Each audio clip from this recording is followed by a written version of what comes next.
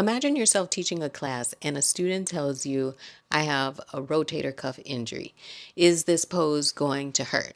And you have no idea what to say. Your heart starts racing. You feel panicky because you're not sure what a rotator cuff injury even is, let alone whether the pose is safe. So you say something vague like, well, just listen to your body, and you spend the rest of class feeling like a fraud. If that sounds familiar, this video is for you. I'm Monica, and I help yoga teachers build confidence working with students who have pain and injuries. Today, I'm giving you a simple framework for how to respond when a student asks about their injuries, even when you don't know everything about their condition. By the end of this video, you're going to begin to feel so much more prepared in these conversations. First, I need you to take a breath because I know that this topic brings up a lot of anxiety. The fear of saying the wrong thing, of not knowing enough, of hurting your students. These fears are completely normal. You're not alone. And by the time we finish, you're going to realize that you already have what you need. Here's the first thing I want you to understand. You don't need to know everything about a student's injury in order to help them. Your job is not to diagnose what's wrong. Your job is not to explain medical details. Your job is not to prescribe treatment. Your job as a movement teacher is to create a safe environment where they can explore movement, to offer options that reduce demand on the injured area, and to help them feel supported. That's it. And you can do all of that without being an expert on their specific injury. First, let's get really clear on what you're responsible for.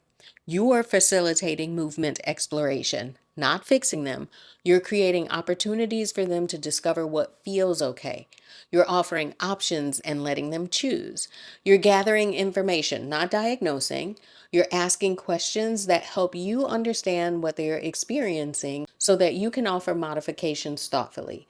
But you don't have to figure out exactly what's anatomically wrong with them. Not now. You're learning to offer modifications intelligently, not perfectly. You're reducing demand on sensitive areas while offering meaningful movements, but you're not guaranteeing every modification will feel perfect because our bodies are complex. You're communicating clearly and kindly and not having all the answers. You're being honest about what you know and what you don't know, but you're not pretending to know things just to seem confident. When you understand your actual job, these conversations become manageable. Now, I want to give you a framework you can use when a student asks you about their injury. This works for almost any situation. The framework has 4 parts: acknowledge, ask, affirm, and offer. First, acknowledge what they've shared. When a student tells you about an injury, simply acknowledge that you heard them. You can say something like, thank you for letting me know. I'm really glad that you shared that. This is really useful information for me. This creates safety and it tells them that you're not annoyed or overwhelmed by the conversation. Second, ask clarifying questions. This is where you gather information you need. Ask when it started, whether they're working with anyone, and what movements tend to aggravate it. These questions give you context without requiring you to know the details of their condition. Third, affirm that you'll modify. Explicitly tell them you'll offer options throughout class. Say something like, I'll offer some different variations for movements that might not feel good for your shoulder right now. This reassures them that they won't be left to figure out modifications all alone. And fourth, offer options during class. When you get to a pose that might be challenging, offer alternatives using invitational language. Say things like, if this doesn't feel good for your shoulder today, you're welcome to try this other option instead. That's the framework. Acknowledge, ask, affirm, and offer. Now, what does this look like in practice? Let me give you an example. A student tells you that they have a herniated disc in their lower back. You say, thank you for telling me. When did this start? And are you working with a physical therapist or a doctor on it? They answer. Then you ask, have you noticed specific movements that tend to aggravate it? Maybe they'll tell you that forward folds are uncomfortable. And you say, okay, got it. I'll offer some different options for forward folds throughout class, but I want you to take whatever feels okay for you. Later, when you cue a forward fold, you say, if forward folding doesn't feel good for your lower back today, you're welcome to keep a gentle bend in your knees or take a supportive version with your hands on blocks. And that's it. You don't need to know the exact location of the herniated disc.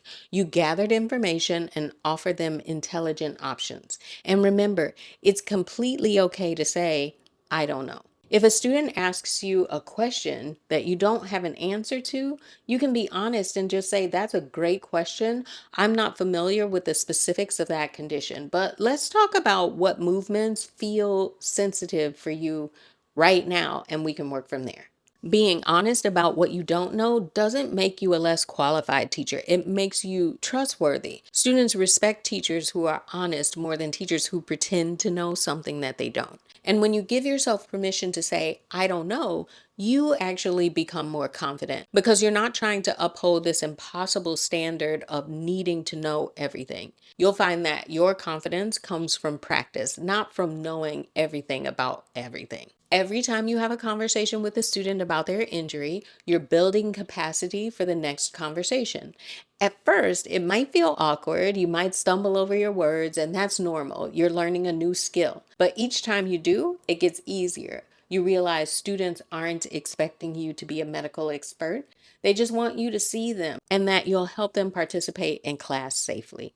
That confidence comes from showing up, trying, learning, trying again, and you're capable of that. So remember, you don't need to know everything about a student's injury to help them.